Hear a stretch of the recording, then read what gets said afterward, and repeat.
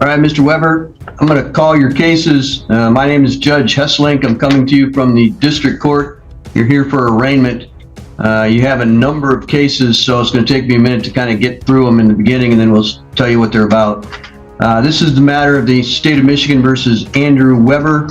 First file is 23-41430-ST, set for a bench warrant arraignment. Next matter is 22-40885-ST, set for a bench warrant arraignment. Next matter is 23-41806-ST, set for a bench warrant arraignment. Next matter is 23-41671-ST, set for a bench warrant arraignment. We have 23-41545-ST for a bench warrant arraignment. Followed by 17-34550-ST, set for a bench warrant arraignment. And then the last of the bench warrant arraignments is 22-41083-ST.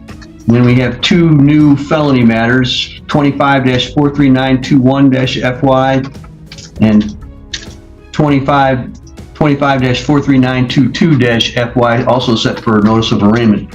So, Mr. Weber, my job today is to tell you what you're charged with. There are two new felony files that I'm going to talk about first, and then I believe that there are seven old failure to appear misdemeanor cases, most of them driving with license suspended, where you failed to appear, and I'm going to arraign you on those warrants in just a minute. So as to the new charges, Sir, is the prosecutor in the room? he is. Mr. Fortier's here with us, as well as Mr. Truce, a defense attorney. Okay, give my, Well, hold on. You got to let him go through the charges with you before you talk to him. oh, okay, I was just gonna make that a lot quicker for the driving one. Well, I'll talk to you about all of these cases. What I'm going to do first is tell you what you're arraigned, what you're charged with on these two new felony cases. Then I'll tell you what your rights are. Then we'll address bond. And then once we're done with those two new cases, then we'll address all of the bench warrants, the 7 bench warrants on the old driving license suspended cases. And if you need to ask a question, I'll certainly hear you at that time, and we'll talk with Mr. Truce about whether or not you should ask him or you should ask me, or we should do something else. So, all right. As to the first case, which is the 43922 file, this says that on or about December 17th of 2024, in the Hayes Township of Otsego County, you commit the following 4 offenses, and they all involve the same type of offense: controlled substance delivery or manufacture of methamphetamine. Count 1 says that you did deliver the controlled substance of methamphetamine contrary to Michigan compiled laws. That's a felony offense. The courtroom session opens with Judge Hesslink addressing Andrew Weber, a man facing a complex web of legal trouble. Appearing for arraignment, Weber is informed that multiple cases are stacked against him, ranging from past failures to appear in court to newly filed felony charges. The judge carefully outlines each case number, emphasizing the seriousness and volume of the allegations. What begins as procedural introduction quickly reveals a troubling pattern of missed court dates and unresolved offenses, setting the tone for a hearing that could significantly impact Weber's future. The maximum penalty of 20 years and or a $25,000 fine. Count 2 says exactly the same thing, as does count 3 and count 4. So there are 4 counts of exactly the same charge: delivery of the controlled substance methamphetamine with a 20-year and or $25,000 possible fines and costs. Do you understand the names in each of these 4 counts to be delivery or manufacture of methamphetamine? Say that one more time, Anna. Do you understand that the name of each of these 4 charges is controlled substance delivery or manufacture of methamphetamine? All right. And do you understand that the maximum possible penalty in each of these 4 charges is 20 years in prison and or a $25,000 fine? Yes, Your Honor. All right. As to each of these charges, you have the right to plead guilty, not guilty, or to stand mute. You have the right to have an attorney represent you in these cases, or in this case, and as to these charges. and you have the right to have a trial by a judge or by a jury. Mr. Trush is here to assist me in a minute to talk about your right to an attorney, but let me tell you what your rights to a trial are first. You have the right to see, hear, and question all the witnesses against you at a trial. You have the right to have the court order and get a subpoena from the court to require witnesses to appear and testify in your behalf, and you have the right to present witnesses and evidence at that trial. At a trial, you'd also have the right to testify yourself, or you could remain silent, and if you chose to remain silent, that silence could not be used against you. At trial, you'd also have the right to be presumed innocent until proven guilty beyond a reasonable doubt, and to have that burden of proof remain with the prosecutor at all times. Finally, at a trial, you'd have the right to automatically appeal any error at that trial. However, if in the future you enter a plea, you'd be limited to asking the court for permission to appeal. Do you understand all of the rights that I've just informed you of? Yes, Your Honor. Do you have any questions about any of those rights? Not at the moment, Your Honor. All right. If you do have a question, please let me know. As to counsel then, Mr. Trush, if you had a chance to speak to Mr. Weber about that? I have, Your Honor. He will be approved for counsel. And I'm not sure exactly how this court does it versus some of the other courts that I practice in. I don't know how the court here typically handles bench warrants. I mean, is the court going to set a contempt trial, or I guess if the court does, he'll be approved for that as well. All right. I appreciate that. Thank you. All right. I assume, Mr. Weber, that you're going to ask for court-appointed counsel? I kind of have to at this moment. All right. So I will approve that request. What happens next is the approval gets sent to the administrating attorney. His name is Mr. Gilo, and he assigns the specific attorney that's going to represent you. I don't know who that is yet. So in the meantime, while that's waiting for that to happen, I'm going to enter a standing mute or a not guilty plea on your behalf in order to preserve your rights. I'm also going to set a couple of quick conference and hearing dates to also help preserve your rights. The first is called a probable cause conference. That's a chance for the lawyer and the prosecutor to talk about the case to see if there's a way to resolve it quickly. The next hearing, and that will occur within the next 7 days. Within the next 21 days, you'll also have a hearing called a preliminary examination set, and that's a hearing in district court in front of me as the judge to determine if there's a small amount of evidence called probable cause that you've committed the crimes that you're charged with.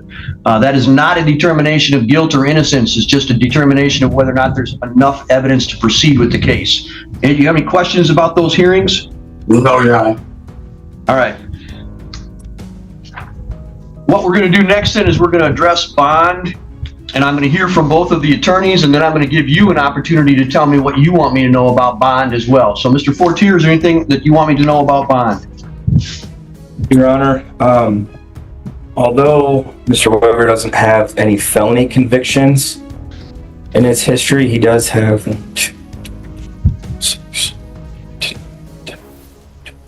13 prior misdemeanor convictions. None of them are for serious misdemeanors. That's a various combination of operating while intoxicated, driving on suspended licenses, or a suspended license, and then writing several bad checks. Although he doesn't have, a serious criminal history, he's got those. He also has a history of failing to appear. As the court can see, some of the case numbers on the outstanding bench warrants for the driving cases, that goes back.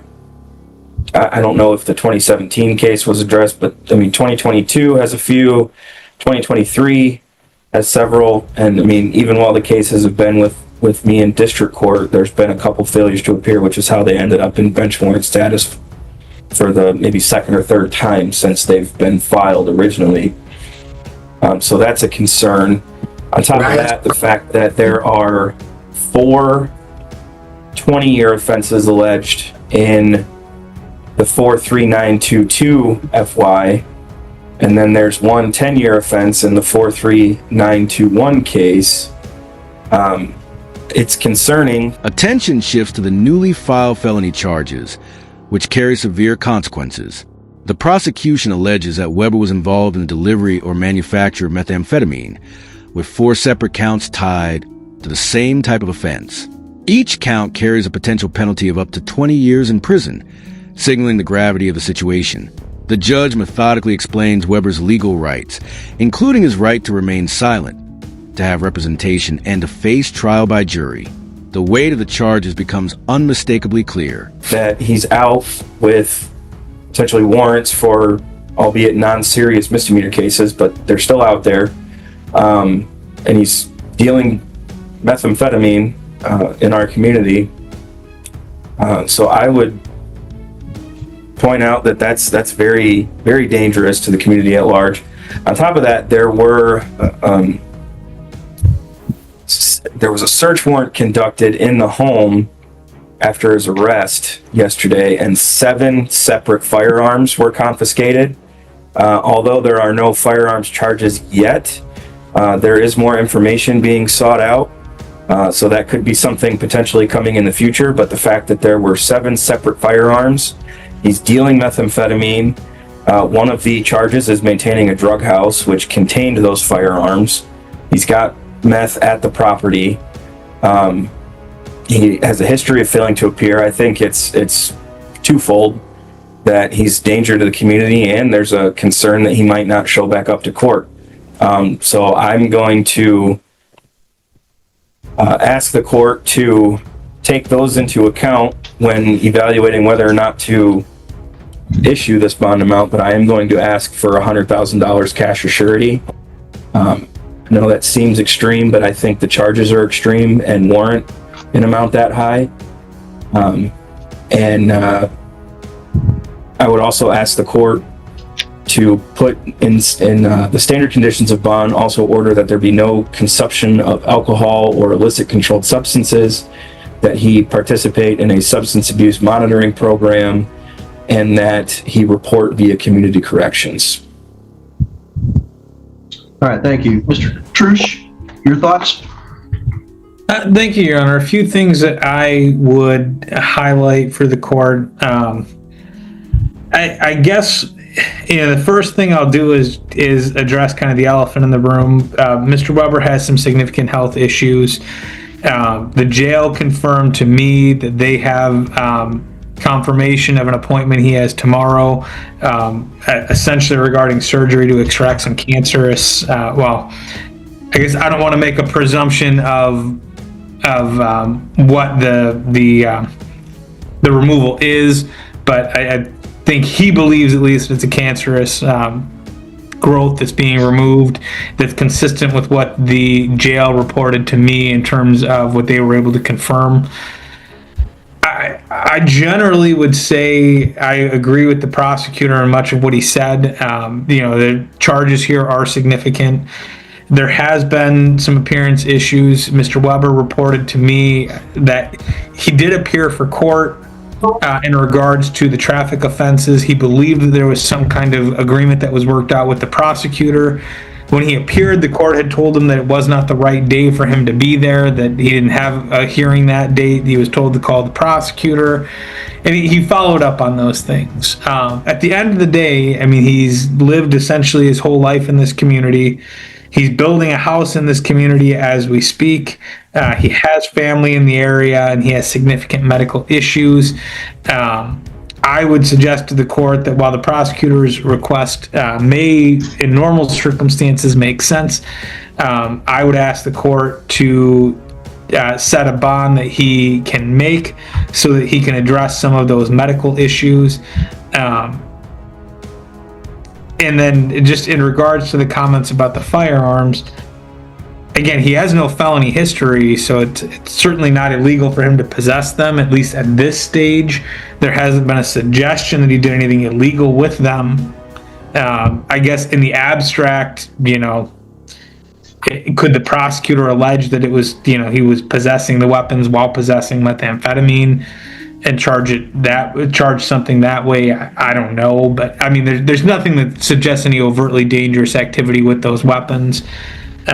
So again, I would suggest to the court a lower than normal bond would be appropriate, taking into account Mr. Weber's unique circumstances. Thank you. All right, Mr. Weber, you also have the right to address me with any other information that you want me to be aware of. Let me simply say this before you begin. we are recording this, so that anything that you say about the facts of the underlying case could be used against you. So I would suggest that you tell me about bond issues, your ties to the community, safety, dangers to the community, all those kinds of things, but don't tell me things about the underlying facts of the case. Right. All right, go ahead, sir. Right now, I was a tile setter. I've been doing one job a month to help keep us afloat. I called the prosecutor after you told me I came on the wrong day. And when I called him, he told me we already made the deal. We were going to drop all 7. The 8th one was driving without a valid license, second offense. And he asked for my number, took it down and said he would call me with the next court date. And that was about a month and a half ago, or right after you told me to get a hold of him. As the proceedings continue, the court ensures Weber understands the full scope of his rights and the process ahead. A court-appointed attorney is approved, and a not guilty plea is entered on his behalf to preserve those rights.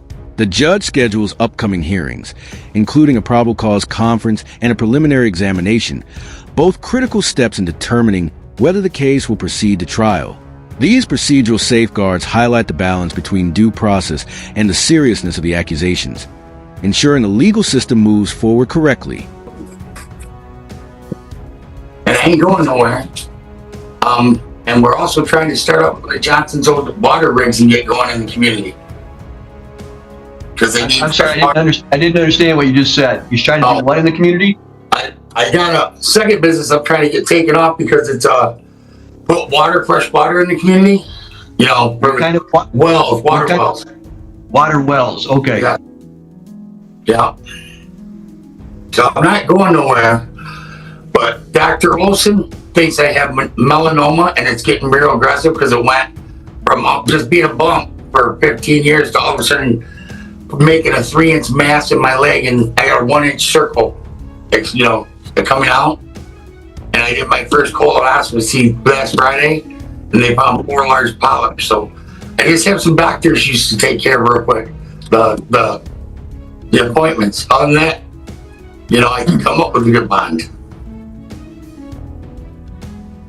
All right, is there anything else that you want me to consider? Not as far as not dealing with the case, no.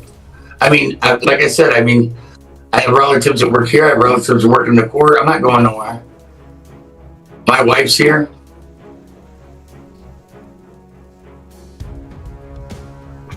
I just need time to get my affairs in order, Your Honor. No matter what, All right, thank you very much. I appreciate the information. The issues that I have to deal with on bond per the statute and the court rules are twofold. One is the likelihood of your reappearance, and the second one is protection of the community to make sure that nobody's going to be injured if you were to be released, and there wouldn't be any additional. Give you my full faith, that wouldn't happen. Nothing. Okay, Mr. Weber, this is. I gave you your chance to talk. This is my chance to talk now. So that's all right. That's why I'm telling you, so that you know. But we have to kind of take turns, and this is my turn. Is there something else that you wanted to let me know? Yeah, I also have 6 inches of gut sticking out of my stomach because I have a hernia surgery coming up. I didn't know. I told you that yet. Nope, I hadn't heard that. All right, thank you. Thank you. Sorry. No, that's all right. So the two major things I need to consider are the safety of the community and your likelihood of appearance. The fact that you have, I've only been doing this in this court for 8 months now, but I did it as a tribal judge for about 2.5 years in front of that. And I've never seen anybody with 7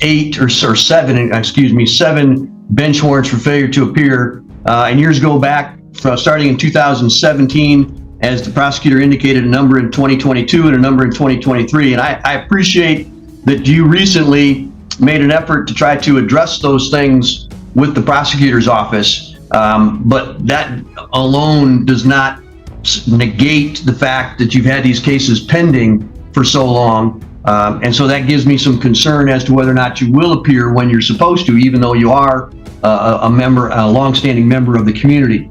In addition to that, no, sir. Oh, okay. I gave you your opportunity. Will I get a chance to at the end? No. I gave you your opportunity. This is my chance to make my decision. If you disagree with it, your lawyer will be able to appeal it or ask you. going to remind you about the tornado that took our house. That's what I'm saying. That's why 20 trees are there. Okay, Mr. Weber, this works in one way and one way only. I give everybody their chance to talk, and then it's my chance to talk. And so you don't get to interrupt. All right, but I've told you twice now. I'm not going to do it again. All right. All right. So the next consideration that I have, concern that I have, is the seriousness of the alleged offenses. Methamphetamine is a terrible scourge on our community, and I'm not presuming that you are guilty of that offense. But when the prosecutor brings me a warrant with 4 separate charges on it, all with delivering or manufacturing methamphetamine, I have to treat that very seriously. And so the bond is going to be set in a manner that reflects that. Now, I understand your health issues that you've told me about. However, the only thing that I really have by way of documentation that substantiates your claims is a note from, or a page from Petoskey Surgeon's PC, which simply says that you have an appointment with Dr. Parsons on Thursday, August 7th at 11:30. It doesn't tell me about what. It doesn't tell me the necessity for it. It doesn't tell me the timeliness of what's needed. It doesn't tell me that it has to be done on that date. It could simply be a scheduling matter for all I know. Now, it may be as exactly what you said. I simply don't know those things, and I can't make a good bond decision based on things that I don't know. So I'm going to leave it open for your attorney to assist me in the future by coming up with some more specificity as to what specific medical needs that you have and when you need. The focus then turns to bond, where the prosecution paints a concerning picture of Weber's past. Despite lacking felony convictions, he has a long record of misdemeanor offenses and repeated failures to appear in court. Prosecutors argue that his alleged involvement in methamphetamine distribution, combined with the discovery of multiple firearms, presents a significant risk to public safety. They push for a high bond, citing both the danger to community and the likelihood that Weber may not return to court if released. Need them. Now, again, Mr. Weber, I know that you want to tell me more stuff, but I'm telling you right now, I need some documentation and some confirmation, not from you. No, I only brought you part of the paper. I don't know why. Well, your attorney is going to be able to assist me in the future with that. And if there's some immediate need, we'll work something out to get you there and get you back, and we'll get it worked out. But as of today, I don't have the things that I need for today to make a rational decision about releasing you or not, because I don't know the severity and I don't know the timeliness need. If it's something that you need emergency surgery for, then yes, we'll make accommodations for that. But if it can wait for a week or 2 weeks or a month, I need to know that too, and I simply don't today. So I'm not going to address those things other than say you can bring it up to me in the future. Well, I think you probably could wait a month if we got reinstated, but I don't know. My doctor was freaking out, that's all. All right, well, you'll be able to bring that before me through your attorney in the future. I'm going to set this at, I'm going to set cash surety of 10% at $50,000. That means you're going to have to post $5,000 on this file up front. If you are released on that, you'll have to appear for any examination or court date set by the court. You'll have to abide by any judgment of the court. You may not leave the state of Michigan without the permission of the court. You may not commit a crime while on release, and you must immediately notify the court in writing of any change of address or telephone number. You also may not use alcohol or illegal controlled substances. You must participate in a substance abuse testing or monitoring program, and that would be through the Community Corrections Program. That's the agency that monitors people who are on bond for felony cases, and you'll be given information about how to contact them upon your release from the jail. I'm also going to say, I'm not going to make any finding as to whether or not it's appropriate for you to be charged with any kind of firearms, because that's not my job, but I am going to say that you are not to purchase or possess firearms or other dangerous weapons while you're on bond. So if you do have any other weapons that have not been confiscated as part of the search warrant, you must give those to somebody else. so that you do not possess them while you're addressing these charges. You must report to community corrections upon your release, and there's a telephone number that you are required to call, and that'll be given to you at the jail.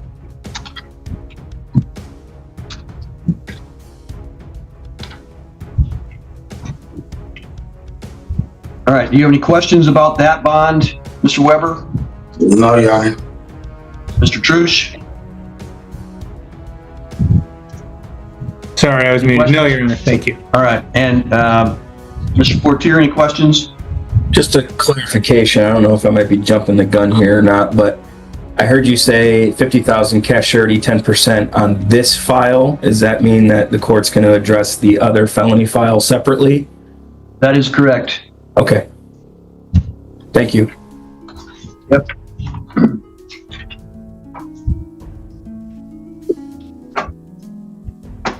All right, Mr. Weber, the next file is the second new criminal charge, felony offenses, and then once we get done with this one, then we'll address the misdemeanor bench warrant issues. So in this particular file, which is 43921-FY-3, it says that on or about August the 5th of 2025, within Hayes Township of Otsego County, that you did commit the following 3 offenses. Count 1, it reads that you, or charges you with possession of a controlled substance, methamphetamine or ecstasy, and it says that you did knowingly or intentionally possess methamphetamine, contrary to Michigan compiled laws. That is a felony offense, has a maximum penalty of 10 years and or $15,000. Do you understand the name of that offense? Yes, Your Honor. You understand the maximum penalty for that offense? Yes, Your Honor. Count 2 alleges a controlled substance offense called maintaining a drug house. And it says that you did knowingly or intentionally keep or maintain a dwelling that was used for the keeping of or selling of controlled substances in violation of Article 7. In response, the defense highlights Weber's personal circumstances, including serious health concerns and strong ties to the community. His attorney argues for leniency, pointing out that Weber has lived locally for years, is attempting to maintain employment, and requires urgent medical attention. Weber himself speaks, describing his health struggles and insisting he has no intention of fleeing. Despite these arguments, the judge remains cautious, noting the lack of supporting medical documentation and the defendant's history of non-compliance with court appearances. Of the Public Health Code, and that's contrary to the Michigan compiled laws. That is what's called a high court misdemeanor, although it's treated like a felony offense because it has a maximum penalty of 2 years and or a $25,000 fine. Do you understand the name of count 2? Yes, Your Honor. You understand the maximum penalty for count 2? Yes, Your Honor. All right, count 3 alleges a misdemeanor offense. It's called operating while license suspended, revoked, or denied. And it says that you did operate a motor vehicle upon a highway, that is Johnson Road, while your operator's license from the state of Michigan was suspended or revoked as prohibited by the compiled laws of Michigan. That's a misdemeanor offense. It has a maximum penalty of 93 days and or a $500 fine, including vehicle immobilization. Do you understand the name of count 3? Yes, Your Honor. You understand the maximum possible penalty of count 3? Yes, Your Honor. All right. As to that case, you also have the right to have enter a plea of guilty, not guilty, or standing mute, or no contest. You also have the right to be represented by an attorney in that case, and you have the right to have a trial. If you wish to have a trial, all of the same rights that I previously explained to you about a trial would apply. You'd have the right to see, hear, and question all the witnesses against you. You'd have the right to present witnesses and evidence on your behalf and to get an order from the court requiring those witnesses to appear and testify. You could testify or you could remain silent, and that silence could not be used against you. You have the right to be presumed innocent until proven guilty beyond a reasonable doubt, and have that burden of proof remain with the prosecutor at all times. And finally, you'd have the right to automatically appeal unless you entered a plea, and then you'd have to ask the court for permission to appeal. You understand all of those rights? Yes, Your Honor. Do you have any questions about any of those rights? No, Your Honor. All right, Mr. Trush, I assume that all of the same information applies to this case as the previous one? Correct, Your Honor. All right, so I'm going to enter a not guilty plea on your behalf. I'm going to approve your request for a court-appointed attorney. in this case. I'm sure that the same attorney will be representing you on both of these new criminal cases. And while we are waiting for that attorney to contact you, I'm going to set a couple of court hearings in quick order so that your rights are also protected. That would include the probable cause conference within the next 7 days for the attorneys to talk, and the preliminary examination within 21 days, so that you have the right to have the prosecutor prove a small amount of evidence called probable cause that you committed the crimes that have been charged against you. All right. Then as to bond, in this particular case, I'm again going to ask the attorneys if they have anything new or additional to tell me. Then I'll give you an opportunity to say anything else that you want me to know about, and then I'll decide what the bond should be in this particular case as well. So, Mr. Fortier, anything additional that you want to bring to my attention? No, Your Honor, I would just ask that the court rely on the previously made argument. All right. Mr. Trush, anything else that you want me to know about in this particular case? No, Your Honor, thank you. All right. And Mr. Weber, is there anything that you want me to know in addition to what you already said? This is my turn to speak, right? Yes. Okay, because on the driving on suspended, it all started with me not getting my license. We're not on the driving license suspended cases I thought yet. that was the third one. This is the second one. We're going to get to the driving license suspended cases in just a minute. But I'll be in charge with it again on this one, right? Nope. I'm sorry. Oh, okay. I'm sorry. You're correct. I understand what you're saying now. So go ahead. Okay, because I got a ticket 9 months after we moved saying they saw me driving, which I wasn't, and I can prove that. And then Okay. I went to court. Hang on, Mr. Weber, let me stop you for a minute and remind you that anything that you say about the current charges could be used against you later. Yeah, I understand. The prosecutor could use that against you. So I don't want you to make any statements that might hurt you in the future to be used against you. This was the same statement I made to you the last time. Ultimately, the judge delivers a measured decision. Bond is set $50,000 cash surety, requiring a $5,000 payment for release, along with strict conditions, including no drug or alcohol use, participation in monitoring programs, and a prohibition on possessing firearms.